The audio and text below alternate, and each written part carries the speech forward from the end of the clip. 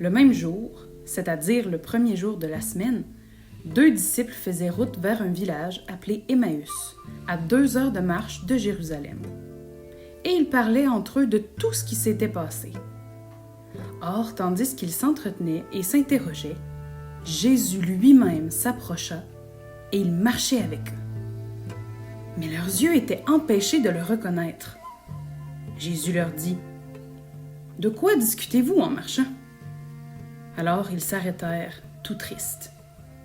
L'un des deux, nommé Cléophas, lui répondit, « Tu es bien le seul étranger résident à Jérusalem qui ignore les événements de ces jours-ci. » Il leur dit, « Quels événements? » Ils lui répondirent, « Ce qui est arrivé à Jésus de Nazareth, cet homme qui était un prophète puissant par ses actes et ses paroles devant Dieu et devant tout le peuple. Comment les grands prêtres et nos chefs l'ont livré, ils l'ont fait condamner à mort et ils l'ont crucifié. Nous espérions que c'était lui qui allait délivrer Israël.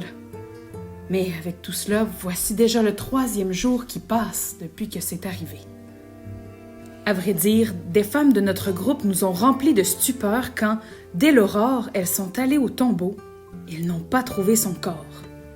Elles sont venues nous dire qu'elles avaient même eu une vision. Des anges qui disaient qu'il est vivant.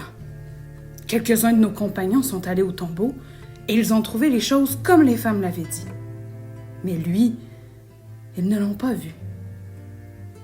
Il leur dit alors, « Esprit sans intelligence, comme votre cœur est lent à croire tout ce que les prophètes ont dit, ne fallait-il pas que le Christ souffrit cela pour entrer dans sa gloire? » Et, partant de Moïse et de tous les prophètes, il leur interpréta dans toute l'Écriture ce qui le concernait.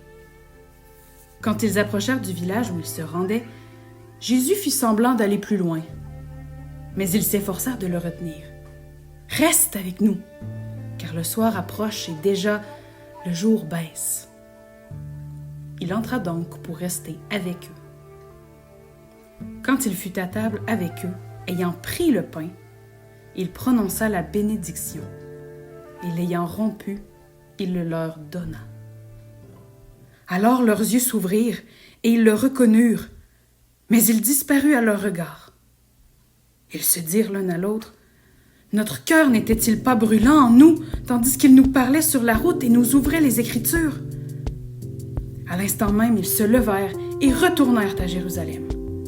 Ils y trouvèrent réunis les 11 apôtres et leurs compagnons qui leur dirent, « Le Seigneur est réellement ressuscité, il est apparu à Simon-Pierre. » À leur tour, ils racontaient ce qui s'était passé sur la route et comment le Seigneur s'était fait reconnaître par eux à la fraction du pain.